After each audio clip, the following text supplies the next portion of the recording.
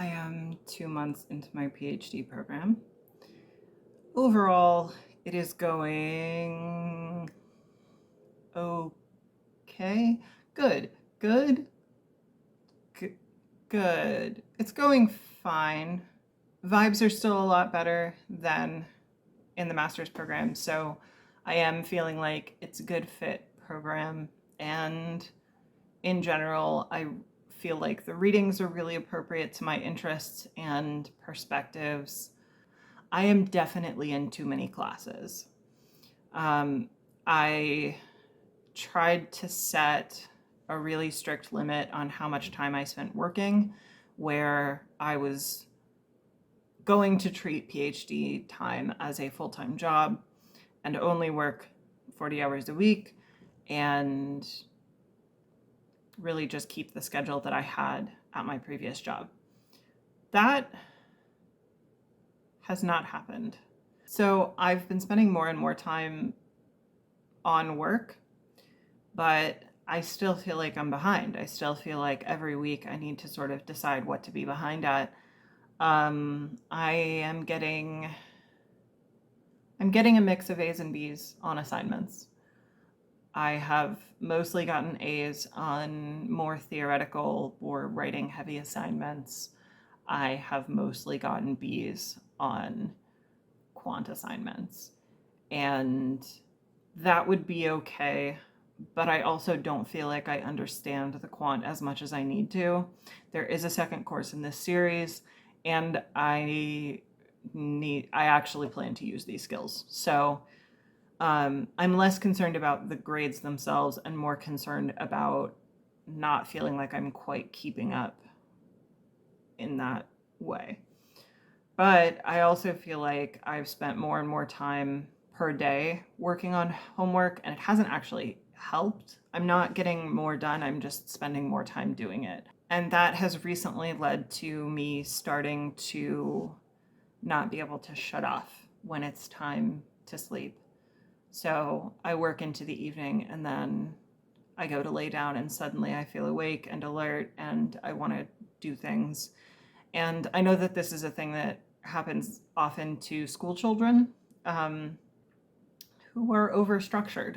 So I talked to my therapist today and came to the realization that if I spend all day working on homework and studying and reading and thinking and writing and whatever, and then the first time that I have unstructured time is when I lay down to sleep, my brain will turn on. My brain will get excited about the unstructured time. And if I don't give myself free time in the evening, just a little bit, just enough time to focus on something that's not work, I won't be able to fall asleep. And that has really serious implications for my day-to-day fatigue, my pain level, and I'm starting to see I have to manage my stress better. So this week, I am going to go back to a full-time schedule, and I'm going to be really careful about making sure that I get an hour or two of sleep more than I was getting before I started my PhD. And I'm nervous about it.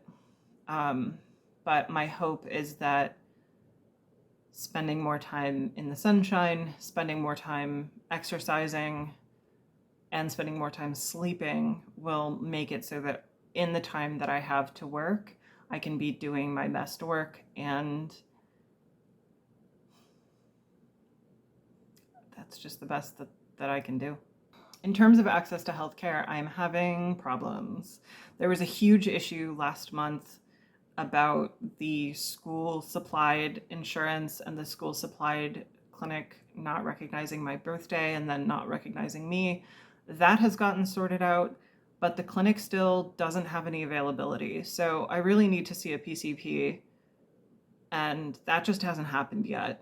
It absolutely has to happen in the next, I guess, 6 weeks about, because I'm gonna run out of refills from my old doctor and I can't see him anymore because I've lost my insurance from that company. So I would really like to keep having medications in January. There's a number of medical things that I really need to see someone about, and it just feels like I'm too busy and too broke all the time. And the idea of trying to find a time where I could start the process of seeing any kind of specialist is just so overwhelming. It doesn't feel like that can happen, but it has to happen. So I just sort of feel guilty about it all the time. My feelings about my peer relationships are really, really positive.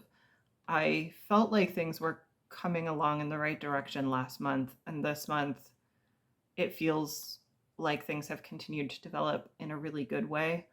I think that the other grad students in my program, and particularly in my cohort, are really interested in one another's well being. There's increasing trust and vulnerability. People are asking each other for help and getting help. The vibes are good. So I really appreciate that. And I feel like I have really lucked out in that area, that I think that the cohort is coming together as a peer group that is working really well and is going to be a real asset. And thinking about what the group of grad students will look like 2 years from now, it feels like that'll be something really positive to look forward to. So, in that area, I'm really excited. I have not made a lot of additional connections outside of school. I still haven't gone to a local synagogue. I've been saying that I was going to since May. It is now November. Money. I am getting a raise, so I was hoping that they would make an adjustment maybe by the beginning of next school year. It was much sooner than I expected, and honestly much bigger than I expected, which is good, because even with having a roommate and even with the anticipated cost of living adjustment, and even with my Patreon, which, by the way, things are tight. In addition to not really having the time to try to find medical practitioners, there's not a lot of budget to go around either. So that's tough, and particularly when I get sick and I don't feel like I have the energy to go grocery shopping. The expensive things like getting things delivered sometimes while I'm sick has been more than my budget can support. The program itself, like I said, is really feeling like a good fit. I think that it's really a big change to be somewhere that's so focused on race, and relative to the place where I did my master's degree, people are very interested in not doing racism, which is great. That is not to say that there isn't any racism in the program, and I think that so far an area of growth for this program is around indigeneity. There's not a lot of interest in it. I mean, there's interest among grad students. That's something that we're continuing to work on. Some of the readings have been a little rough. Overall, things are good. A strong pro for me is that there's only one person in my department, including students, faculty, staff, who I've ever heard misgender people. And although that one person does do it fairly consistently, it is very isolated. It is just him. Goals. Short-term goal. Over the next 6 weeks, I need to write about 75 pages. That has been pared down dramatically. It was originally going to be more than that, and of course I've gotten some stuff done over the last few weeks, but I'm basically writing 2-ish pages a day, 5 or 6 days a week, and then a bit. I don't have class basically at all the week of Thanksgiving, so while people are doing Thanksgiving things, I have no plans. Nobody's visiting me. I'm not visiting anyone.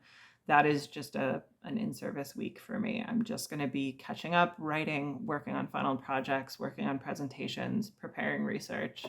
I'm looking forward to that. So my short-term goal is get to mid-December,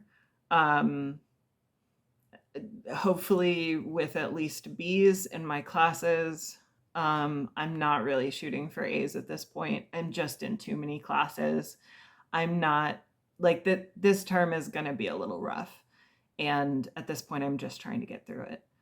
Medium term, I want to move towards a more sustainable engagement with school. I definitely want to take fewer classes next term and also limit the time that I spend on campus to a maximum of 3 days a week. I would like to get A's next term and also not work more than 40 hours. So that's how I'm trying to arrange that next term. Also, medium term goals, like by the end of the school year, I guess. I would like to figure out how to rebalance content creation and figure out how I can be having a life outside of school again, because like I said, this month has just been all school all the time and that's not working. So I'm looking for balance in the next term. Long term, I would like to get some fellowships and publish some things. Some of that has to do with medium term also, but I don't know. I just, long term is blurry right now. If I needed to pitch my thesis right now, the thing that I would say is that I'm researching how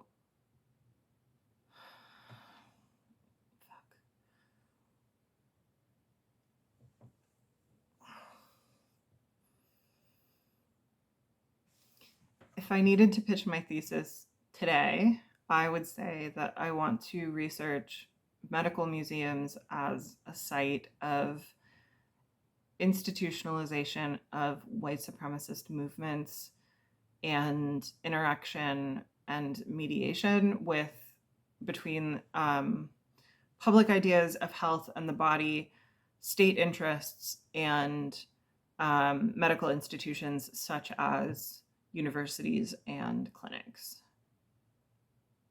I think I want to focus on the United States.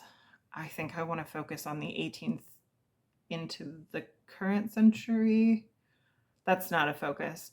I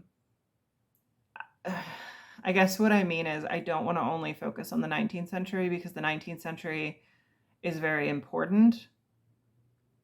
18th century is too early. There's some time questions. If I was going to do my thesis today, I would be writing about how uses of human remains in medical museums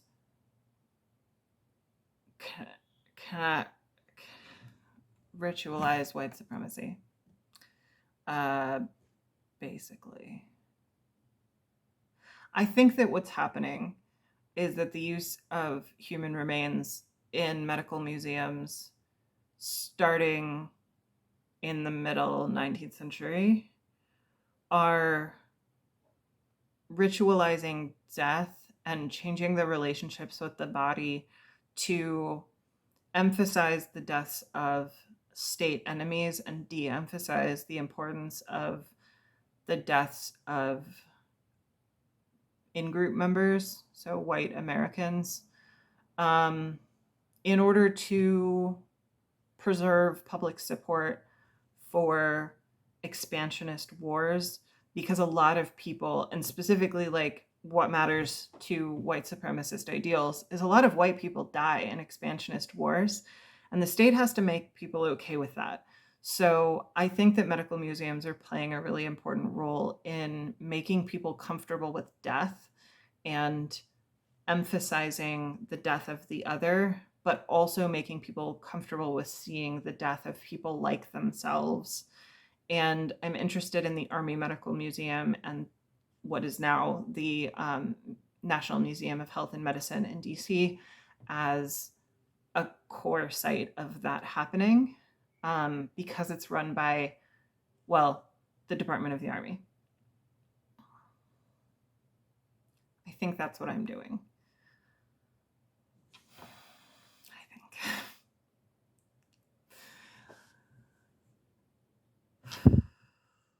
If I was going to do my dissertation today or propose my dissertation today, I would have a panic attack. I don't know what I'm doing. If I feel really torn in thinking about my dissertation between wanting to help medical professionals and people who are in medicine and allied fields actually learn about racism in a way that's helpful to confronting racism.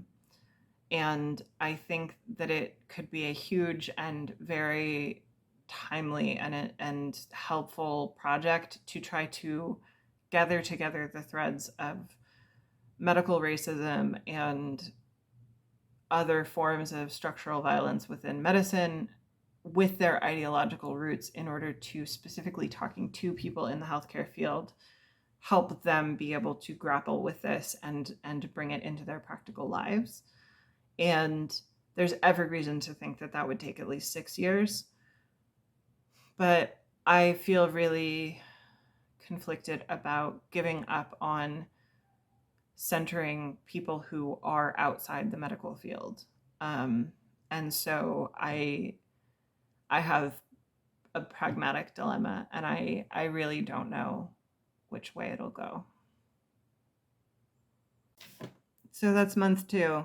I really appreciate all of my supporters on Patreon, and if you would like to see your name with all of their names, you can support at the link in the off screen.